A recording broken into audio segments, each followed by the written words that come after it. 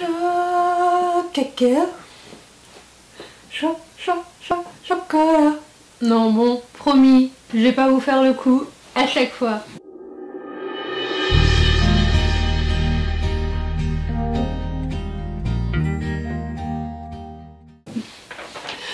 Bonjour à tous, je suis ravie de vous retrouver pour cette nouvelle vidéo sur ma chaîne. Aujourd'hui, oui, je vous parle enfin de la seconde session de ce challenge Chaud Cacao, à savoir des auteurs francophones. J'ai donc lu 11 livres pour cette seconde session, 10 livres à 10 points et un livre à 50 points, vu qu'il me restait encore un dernier finaliste du PLIB à lire. Il s'agissait donc de Sirius, de Stéphane Servan. Donc je vous le dis tout de suite, je ne vous en parlerai pas dans cette vidéo, vu que la vidéo spéciale devrait soit arriver, soit a déjà été publiée, en fonction de l'ordre dans lequel je vous mettrai cette session. Puisque du coup là pour septembre vous avez 2 à 3 vidéos par semaine. C'est énorme comparé à ce que je fais d'habitude. Donc c'est fatigant, hein, je vous l'avoue, j'ai hâte d'être en vacances. Non, c'est un réel plaisir, je vous rassure, c'est un régal de m'amuser à faire ça. Mais oui, effectivement, j'ai hâte d'être en vacances fin septembre, je vous l'avoue. J'ai donc lu Jean de Jean-Louis Fedgen. Alors, Jean, j'ai eu énormément de mal avec ce livre, énormément de mal à rentrer dans l'histoire.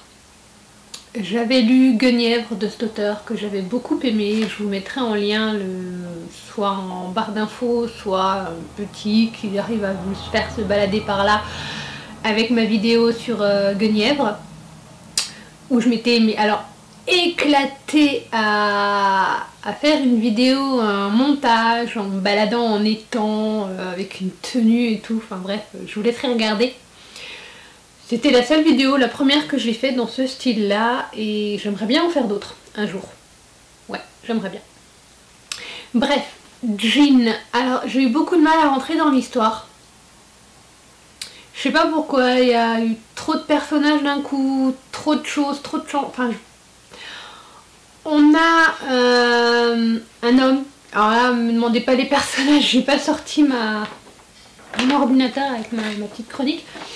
Mais on a un des personnages qui arrive, qui sauve l'enfant, son fils illégitime, d'une mort certaine, puisque la princesse, elle est reine, vu que son époux est décédé, mais elle a eu du coup cet enfant illégitime avec lui. Il la sauve in extremis avant qu'elle le fasse tuer à la naissance, elle fait tuer l'accoucheuse. L'accoucheuse qui est une sorcière, une djinn qui a des pouvoirs et qui lance une malédiction sur justement cette reine. Cette reine souhaite garder le pouvoir à Constantinople le temps, la régence, le temps que sa fille soit majeure et mariée. Seulement son père n'est pas forcément de cet avis-là, veut le mettre au conseil, donc il y a une grande bataille de famille, il y a de la bataille politique, il y a du pouvoir, il y a de l'ensorcellement, il y a vraiment un mélange de tout. Je vous mettrai plus en détail une chronique écrite que j'ai commencé, que j'ai essayé de commencer en tout cas, au moment où j'ai fini de le lire, mais là voilà, je vous en dirai pas plus, parce que c'est vrai que j'ai eu beaucoup de mal avec ce livre. J'ai ensuite lu Les étoiles de Nocide de Sophie Jomain. C'est un coup de cœur. En fait, durant cette seconde session, j'ai eu 2 coups de cœur. Pour sûr, 2 coups de cœur. Et autrement, j'ai eu de belles surprises. Alors, Les étoiles de Nocide, j'ai vraiment adoré ce livre. J'ai rigolé du début à la fin. Je n'ai fait que ça. Alors après, Jean, c'était un vrai régal de rentrer dans ce livre. Je l'ai lu en à peine quelques heures. Je crois que j'avais vlogué en plus au moment où je l'avais lu. Oui, c'est ça, j'avais vlogué. Donc vous avez un petit peu des petites infos sur ma lecture. Mais ce personnage, cette jeune fille qui arrive, qui rentre dans un univers qu'elle ne connaît pas du tout, qui est embarquée là-dedans, cette histoire d'âme sœur, et en même temps le fait que entre guillemets, son âme sœur est le petit-fils de l'âme sœur de sa grand-mère qu'elle n'a jamais pu épouser. Il y a un petit truc magique en plus, il y a une histoire de bijoux. Alors, je sais pas encore, j'ai le pressentiment que le bijou que la grand-mère a offert à notre héroïne pour son anniversaire va réapparaître. J'espère que je me trompe pas, j'ai hâte de lire la suite pour ça. Une version différente un petit peu aussi de loup-garou de transformation, puisque normalement les gens normaux, entre guillemets, ne sont pas censés voir une transformation, ils perdent connaissance et ils ne voient pas la transformation. Seulement elle arrive à la percevoir, à en voir en partie avant de s'évanouir. Elle en voit une partie. Donc elle a également quelque chose de très particulier. Et c'est ce petit quelque chose de particulier que j'ai envie de découvrir, c'est ce personnage dans les autres tomes. J'ai lu également L'Auberge entre les mondes, le tome 1 de Jean-Luc Marcastel. Il m'avait parlé de ce livre lors des Imaginales. Donc je lui avais pris Télucidar, si je ne me trompe pas. Et il m'avait parlé de ce livre-là. Voilà, le thème était sympa. Un jeune et son copain commis de cuisine qui arrivent dans une auberge. Donc c'est deux orphelins, alors, voilà, qui font des études en hôtellerie. Qui arrivent pour travailler en été dans cette auberge isolée, en pleine campagne, en pleine montagne. Seulement cette auberge, c'est particulier parce que elle est plus grande dedans que dehors. Ah, mais là c'est pas logique. Et puis il y a des choses bizarres. Il aperçoit des choses bizarres. Des tentacules qui passent à travers le mur pour prendre le fromage. Des petites bestioles qui courent partout. Et en fait, il se rend compte et on lui apprend que l'auberge entre les mondes, il n'y a pas que la réalité des humains qui existe. Il y a plus de 1000 réalités, 1000 mondes différentes. Et que cette auberge est un point central où les différents mondes communiquent, se rencontrent, font des échanges commerciaux et compagnie. Et là, il se lance dans une aventure assez sympa et il lui arrive des choses particulières parce qu'il se rend compte que son meilleur ami, finalement, c'est pas un humain comme lui. Et que lui, au final, c'est peut-être pas un humain comme les autres. Voilà.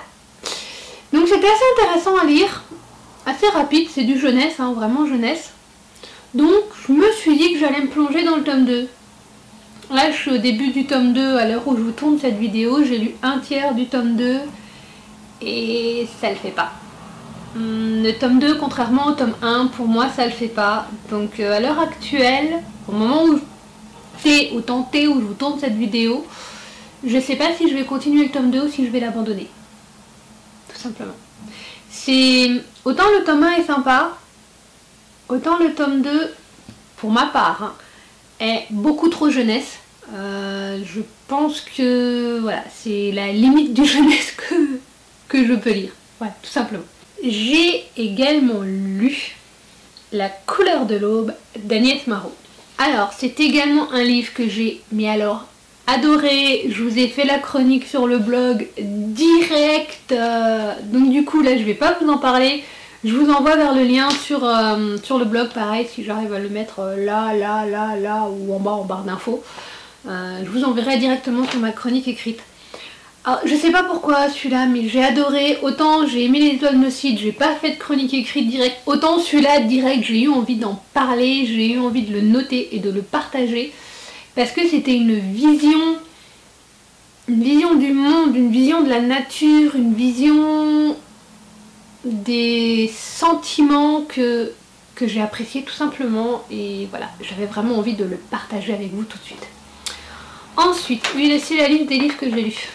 J'ai donc lu Le monde secret de Sombre Terre de Cassandra O'Donnell, le tome 1. Alors à la base, c'est pas celui-là que je voulais lire. À la base de Cassandra O'Donnell, je voulais lire les Malenfer. Le tome 1, on les avait achetés pour le filleul de mon mari, donc du coup je m'étais dit, je vais lui emprunter les Malenfer. Ils sont partis en vacances. Et j'ai pas pensé à les demander avant qu'ils partent en vacances quand ils nous ont déposé leur petite grisette chez nous. Je n'ai pas pensé à leur demander. Du coup, ben, je me suis rabattue sur autre chose et je me suis rabattue donc sur Le Monde Secret de Sombre-Terre.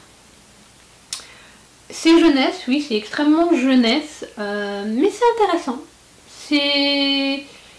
Voilà, c'est une petite aventure, c'est sympa, c'est gentillet. De quoi ça parle? Ah, une jeune qui arrive dans... donc qui n'est pas humaine, qui arrive dans le monde des humains et qui doit chercher l'élu, qui doit chercher un petit garçon. Donc elle va en classe, elle sait où il est, hein, elle va dans sa classe, c'est la petite nouvelle de la classe, pour rentrer en contact avec lui. Alors ce petit garçon, il voit des choses que les gens ne voient pas. Il voit les fantômes, il voit les ombres, il voit un petit peu tout ça, mais il ne sait pas pourquoi il voit tout ça. Donc petit à petit, il va apprendre. Donc petit à petit, il va apprendre, il va découvrir pourquoi il voit ces choses que les autres ne voient pas. Il est donc orphelin, il est dans une famille d'accueil. Ses nouveaux voisins sont, bien entendu, l'oncle et la tante de la petite nouvelle qui arrive à l'école. Et il apprend que, il y a d'autres mondes, il y a d'autres univers, il y a des créatures bizarroïdes qui veulent envahir, bien sûr, la terre où il habite et qu'il faut la protéger. Et qui fait partie des élus pour la protéger. Mais que du coup, il n'est pas humain. Et ça, c'est difficile à accepter pour lui, c'est difficile de se lancer dans cette aventure. Parce qu'en plus de ça, ils embarquent d'autres copains dans l'histoire, copains, copines dans l'histoire, et ils atterrissent à la fin du livre dans un univers, mais on ne sait pas comment ils vont s'en sortir vu que ça s'arrête là. Et que pour la suite, pour savoir comment ils vont s'en sortir, il faut le tome 2. Voilà comment je me suis embrigadée dans une nouvelle saga, tout simplement. Je ne sais plus trop où j'en étais avant d'être interrompue et de faire notre pause déjeuner pour manger. Je crois que je vous avais parlé du Monde Secret de Sombre-Terre, où je disais que c'était pas forcément le livre que j'avais prévu de lire.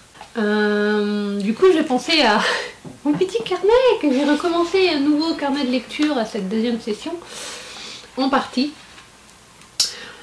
Alors, juste, je vous lis ce que j'avais noté. Un premier tome qui met dans le bain, qui installe les personnages et présente les méchants, un départ sur des chapeaux de roue et un nouveau monde qui s'ouvre pour Victor et Lucas. Donc Victor est l'élu que recherche donc cette jeune fille. Lucas, son meilleur ami, qui connaît le secret de Victor, comme quoi il voit des choses, même s'il n'y croit pas forcément plus que ça, mais apparemment il a l'air d'y croire vu qu'il a eu un message de l'au-delà d'une de ses tantes, si je me souviens bien, au travers de Victor. Et cette jeune fille s'appelle donc Alina. Voilà, j'avais oublié de vous dire. C'est la première fois qu'elle vient au milieu des humains, elle n'a pas sa langue dans sa poche, elle n'a pas peur des adultes. C'est un personnage, mais j'avais oublié, Alina est un personnage extraordinaire, pet sec, que j'ai beaucoup aimé. Voilà pour le Monde Secret de Sombre-Terre. Je reprends, je continue avec donc... j'ai également lu Anastérie de Isabelle Botian. Alors c'est un livre que j'ai eu aux Imaginales, c'est un tome 1, donc c'est une saga, je ne sais pas combien il y aura de tomes, je crois que c'est 3 qu'elle m'avait dit, je ne sais plus si c'est 2 ou 3. Alors pour ce livre je vais juste reprendre un petit peu mes notes, parce que c'est un livre très compliqué, où il y a beaucoup de choses. Alors juste au niveau du résumé, ce qu'ils ont donné. Rien ne saurait ébranler Anastérite, la plus riche et intellectuelle baronnie de la civilisation. Oui, baronnie, je cherchais mon terme. La première fois que j'en ai parlé avant d'être interrompue, je parlais de grandes villes, de provinces, de royauté. Non, baronnie, pardon, je m'étais trompée. Enfin, de toute façon, vous ne le verrez pas, à moins que je vous inclue un petit passage de quand je m'étais plantée, tout simplement, par là. Donc on a plusieurs grandes villes, grandes seigneuries en fait. Rien Sauf peut-être un défi de gamin. Ça, je n'ai pas oublié, je vous en parlais, ils n'arrêtent pas de faire des petits défis, des petits duels entre eux. Donc Reynaldo, fils de baron de Montes, et son meilleur ami entreprennent de trouver la faille de cette utopie pour séduire une jeune fille. Ils ignorent qu'ils vont déterrer de sombres secrets.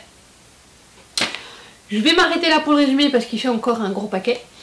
Donc, on est dans un univers, un monde utopique, une baronnie utopique où tout se passe bien.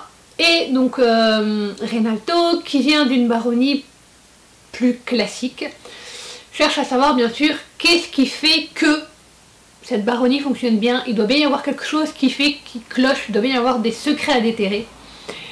Hélas, il en déterre un gros, un énorme secret qui date de 3 générations, si je ne me plante pas, 2-3 générations. Et il se lance dans une aventure complètement incroyable, pleine de dangers, pleine de surprises et de retournements de situation et d'enjeux politiques en même temps. Ce qui est sympa également dans cette histoire, c'est qu'il y a, il faut pas trop se perdre dans les époques, on a 2 époques qui s'entrechoquent en fait dans les chapitres. On a un chapitre où on est entre guillemets dans notre présent de lecture, donc avec Reynaldo adulte et son ami quand il cherche justement les secrets d'Anastérie pour séduire la jeune fille.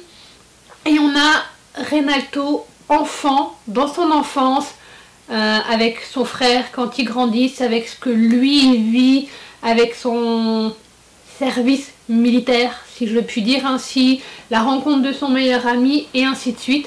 Donc chaque chapitre alterne entre présent, passé. Je trouve que ça le fait souvent, très souvent, dans les livres que je suis en train de lire en ce moment.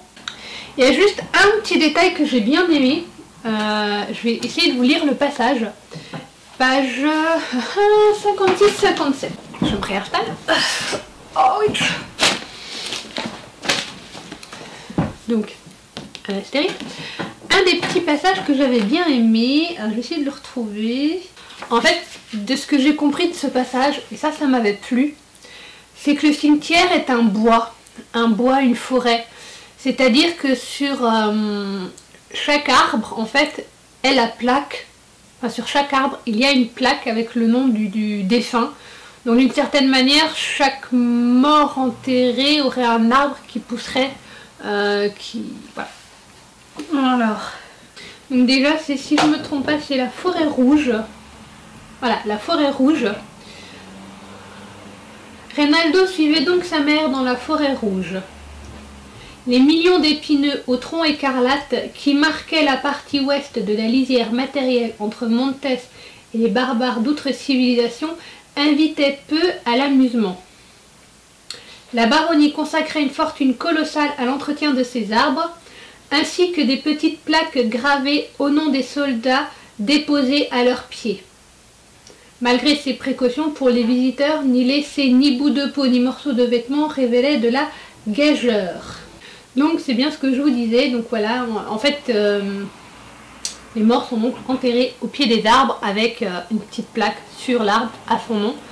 Je trouve que c'est une manière très intéressante de représenter un cimetière qui n'est pas simplement fait de pierres et de stèles, mais qui est fait de nature vivante, et j'ai trouvé ça vraiment très très intéressant comme cimetière en fait, comme lieu de recueillement, que ce soit dans une forêt, j'ai bien aimé. Ensuite, alors, qu'est-ce que je vous avais noté? Donc tout part, comme je l'ai déjà dit, d'un pari entre Reynaldo et de son ami pour séduire Constance, la nièce du baron Cal, donc d'Anastérie, donc de la baronnerie où il y a tout ce qui est utopique. C'est utopique dans le sens où, que ce soit quelqu'un de la baronnie, qui soit noble ou qui ne soit pas noble, ils ont les mêmes droits, ils ont les mêmes droits, c'est-à-dire que ils ont accès à la culture, ils ont accès pour faire les doléances, donc à la culture, c'est-à-dire au théâtre, au débat, aux écoles, ils ont vraiment accès à tout, ce qui n'est pas le cas dans les autres baronnies. Et les femmes peuvent également, dans certains cas, exercer les métiers d'hommes, puisque là, justement, Constance fait partie en fait des gardes. Elle est l'une des chefs des gardes. Alors, Reynaldo est aussi un des personnages qui évolue le plus au niveau de sa mentalité, qui a au départ une idée très arrêtée sur ce qu'il y a, sur ce qui se passe, sur ce qu'il aimerait découvrir, mais en même temps, il évolue parce qu'il comprend les choses, il se fait sa propre pensée. Certes, son père l'a envoyé dans un but bien précis, il n'a pas envie de le décevoir, ni lui, ni son frère, ni tout ça, mais en même temps, il comprend les choses que même politiquement, ok, pour détruire, il suffirait de lancer entre guillemets cette bombe en disant ils ont caché ça, il se passe ça. Mais il comprend également le pourquoi du comment et il évolue. Il réfléchit et bon, malgré tout, il se lance quand même tête baissée dans les ennuis. Ça ne change pas tout au long de ce premier tome, bien entendu, mais voilà, il réfléchit plus, il évolue. C'est un des personnages que j'ai beaucoup aimé avec Constance. Si je suis mon ordre de lecture, j'ai donc lu Sirius de Stéphane Servan, je vous en ai parlé en début de vidéo. Je ne vais pas vous en parler là, voilà, hein, Sirius, je vous montre juste la couverture du livre, puisque la vidéo consacrée à ce finaliste du PLIB est soit déjà diffusée, soit va arriver en fonction de quand je mettrai celle-là, vu qu'en ce moment je suis à 2-3 vidéos par semaine. Cherchez à comprendre. Si vous voulez pas la louper, n'hésitez pas à vous abonner et à actionner la petite cloche, comme ça vous ne louperez pas mon avis sur Sirius.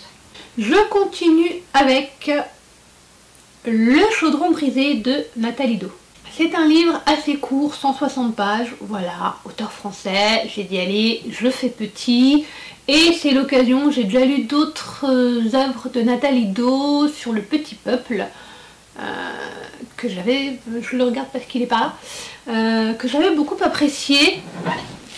Alors ce livre-là, j'en avais parlé puisque je l'avais lu en faisant un vlog lecture au jour le jour. Je vous mettrai également le lien en barre d'infos sur l'autre livre de Nathalie Do avec plusieurs nouvelles que j'avais lues et que j'avais beaucoup aimé. C'est pour ça que je vais lire un autre livre de cet auteur. Donc, Le chaudron brisé. Tante, non je triche, hein. Je vous assure je triche, je n'ai mais plus de mémoire. Il est temps que je me repose, que je sois en vacances. Je n'ai plus de mémoire pour rien et ça commence à me peser. Je ne me souviens même plus, si je ne prends pas en photo ma liste de courses pour aller faire les courses, je ne sais même plus ce que je dois acheter. C'est... voilà. Bref. Passons. En fait, je reprends le livre en main, je regarde les images, ça va me revenir. Mais là, non, là, je n'ai vraiment plus aucune mémoire. Donc, Le chaudron brisé, c'est une histoire de malédiction. Donc, c'est une malédiction. Dans une des familles, ça touche les filles. Dans une autre famille, ça touche les garçons. En fait, elles ont l'air éloignées, les familles. Mais si on remonte sur des générations en arrière, paf, elles se touchent. Le frère, la sœur. D'un côté, ça touche les filles. De l'autre côté, ça touche les garçons.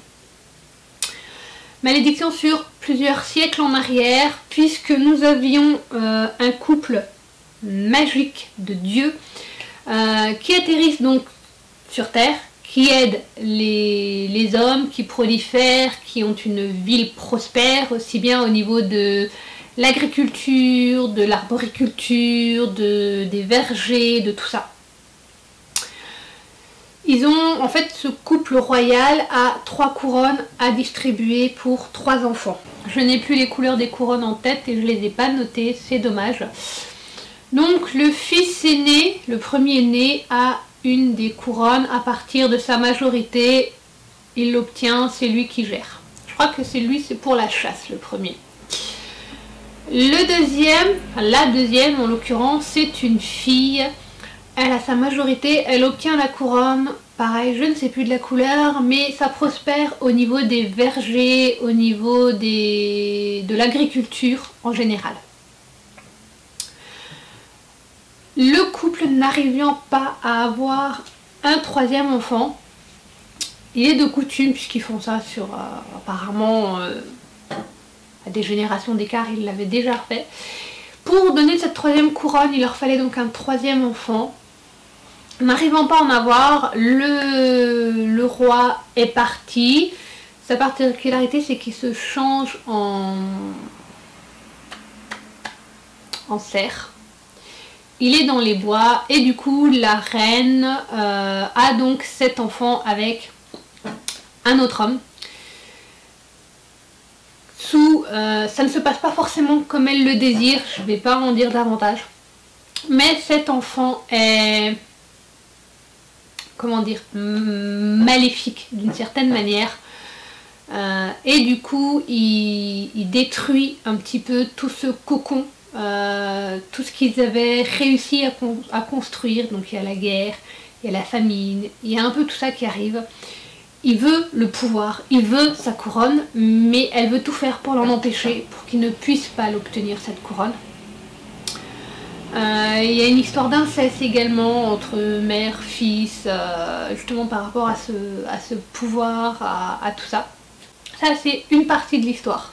Donc c'est la partie, entre guillemets, origine de l'histoire, de l'origine de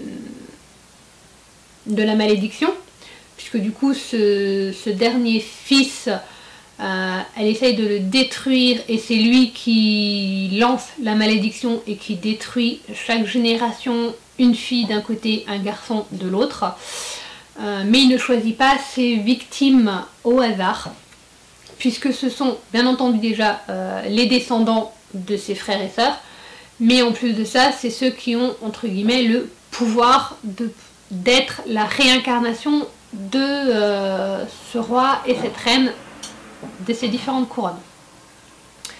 La deuxième partie du récit, puisqu'on alterne, c'est ce que je disais en ce moment, je lis des livres où on alterne les chapitres en fonction des époques.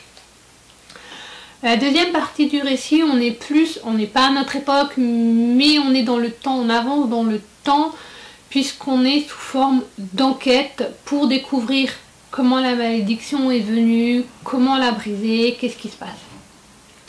L'histoire du chaudron, c'est qu'en fait ce couple à la base ont un chaudron et c'est grâce à ce chaudron qu'ils ont en fait la magie de pouvoir faire pousser justement les champs, les vergers. C'est décrit au début de l'histoire, c'est des images qui sont vraiment, si on ferme les yeux, qu'on les imagine, c'est magnifique à voir. Et ce chaudron a été brisé lorsque la reine a essayé de vaincre son fils pour justement qu'il n'obtienne pas cette couronne parce qu'il est vraiment, entre guillemets, vraiment maléfique. Et dans la partie enquête, la partie descendant, il cherche justement à reconstruire ce chaudron, à reconstruire cette magie pour détruire ce fils maléfique qui justement tue les filles et les fils de génération en génération. C'est assez complexe comme ça, mais c'est vraiment très sympa à lire. C'est 160 pages, mais j'ai adoré. Je pense que là je l'ai en livre numérique, mais si j'ai l'occasion, je me le prendrai en livre papier parce que c'était vraiment sympa et j'aimerais le garder dans ma bibliothèque. Je n'avais pas surveillé le temps et du coup j'ai parlé pour rien, ça n'a pas filmé, c'est pas grave. Pour ce que j'en disais, de toute façon, j'ai donc lu L'Elfe et l'Égorgeur de Jean-Philippe Jaworski. Je souhaitais découvrir cet auteur. Ce livre-là était tout petit, mais hélas, je pense que je ne l'ai pas lu au bon moment. C'est, comment dire, le seul livre dont je ne me souviens, mais alors absolument pas, de ma lecture. Je venais de finir Le Chaudron brisé et j'ai commencé celui-ci, il devait être 3-4 heures du matin. Donc du coup, j'aurais dû arrêter de lire plutôt que d'en lire un autre, mais j'ai eu envie d'enchaîner et ça fait que mon cerveau n'était pas vraiment connecté pour pouvoir lire et apprécier cette lecture. Tout ce que je me souviens, c'est qu'un solitaire arrive dans un château qui a été pillé par des barbares. qui s'invitent à manger, qui leur racontent une histoire, c'est un peu un bar de passage, qui s'invitent à manger, et en fait les autres se disent ah bah c'est bien, on va écouter ce qu'il a à nous dire, et puis après on va l'égorger et c'est fini. Mais au final, c'est l'autre qui se joue d'eux et qui s'en sort vivant en leur piquant leur or. Si je me souviens bien, parce que comme dit, je ne l'ai lu vraiment à un très mauvais moment. Donc pour découvrir cet auteur, je pense que je prendrai un autre livre de Jean-Philippe Jaworski, lequel j'ai déjà ma petite idée dessus. Mais voilà, ce livre-là, je ne pourrais hélas pas vous en parler parce que je m'en souviens pas. Voilà. Je sais que je l'ai lu de A à Z, qu'il m'a fallu beaucoup de temps. J'étais plus connectée à la lecture, donc voilà, je ne me souviens absolument pas de ce que j'ai lu. Je me souviens juste de la grande ligne. Voilà, mais pas des détails. Pour finir, le dernier livre que j'ai lu pour le challenge Chaud Cacao, auteur francophone, il s'agit de Moana, le tome 1 de Silène Edgar. Et encore, petite anecdote.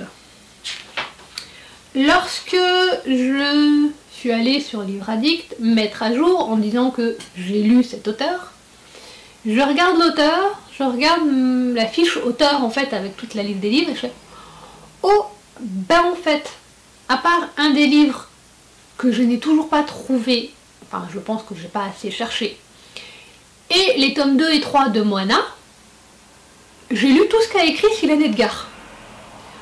Waouh. Ça m'a fait bizarre.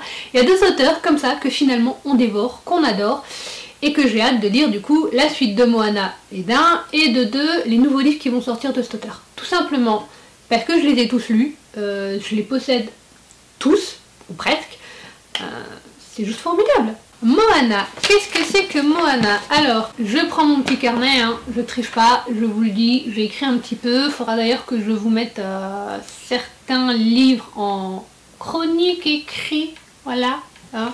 Je dis bien chronique avec des guillemets parce que je suis pas douée du tout pour ça, hein, n'est-ce pas? Donc c'est un premier tome qui plante bien le décor et la politique du monde suite à une catastrophe planétaire, un roman plein d'aventures également. Donc il y a eu une grande catastrophe planétaire, le monde en fait a eu un grand froid et toute la partie hémisphère nord, une grande partie de l'hémisphère nord a gelé et n'est plus viable. Moana est une jeune fille de 12 ans qui refuse de se marier puisqu'en fait elle habite dans les îles. Et à partir de 12 ans, les jeunes filles doivent se marier parce qu'il faut avoir des enfants, donc il faut les marier jeunes, dès qu'elles ont leurs premières règles, pour qu'elles puissent avoir de nombreux enfants pour repeupler la planète, tout simplement. Dans leur famille, ils ont un secret, puisque normalement, à partir de 60 ans, les personnes âgées à 60 ans doivent partir dans la maison du souvenir pour parler de leurs souvenirs, pour tout ça. Or, dans leur famille, ils ont gardé Mémine. Mémine est l'arrière-grand-mère de Moana. Elle a plus de 80 ans. Ça fait 20 ans que Mémine vit cachée dans la maison. Et du coup, Moana et Mémine décident un jour de se sauver. Moana a obtenu ses faits remarqués par les écoles de la ville. Et du coup, est préconisée non pas au mariage, mais à pouvoir poursuivre ses études dans une de ces écoles spécialisées en tant qu'architecte. Elle profite donc de ce billet de bateau pour aller à cette école, Mémine de son billet pour partir à la maison du souvenir. Elle en profite pour se sauver, parce que Mémine, donc l'arrière-grand-mère de Moana, a un rendez-vous à assurer. Un rendez-vous qu'elle a depuis de très nombreuses années, puisqu'à la période de la catastrophe, son époux, étant marin, était justement à bord d'un bateau. Eux étaient en vacances justement dans les îles avec leur petite fille, et c'est pour ça qu'elle a continué d'habiter là avec sa fille. Du coup, elles doivent se retrouver partir en Corse, se lancent donc dans une aventure, déjà à travers un bateau, une route qui dure des mois, elle atterrit dans l'école, Mémine dans la maison du souvenir, ça se déroule pas forcément comme ils le veulent. c'est encore compliqué et il faut honorer un rendez-vous vieux de plusieurs dizaines d'années. Moana aussi fait qu'elle n'est pas aussi docile que les autres jeunes filles à se marier à l'âge de 12 ans, à avoir les enfants, à faire tout ce qu'il faut, parce que justement elle est enrichie de toutes les histoires de Mémine, elle est enrichie de tous ses souvenirs, de toutes ses aventures, parce qu'apparemment c'était un couple qui voyageait beaucoup. Donc beaucoup de voyages, beaucoup de goût au niveau gustatif, de souvenirs gustatifs de différents fruits, au niveau visuel avec tous les animaux, les plantes, avec tout ça. Et elle a un réel don pour le dessin, donc de pouvoir lui décrire. Et elle a cette mémoire, cette envie justement de liberté et de découverte que n'a pas les autres jeunes filles de son âge. À bord du bateau, Moana découvre aussi que, il n'y a pas que des gentils.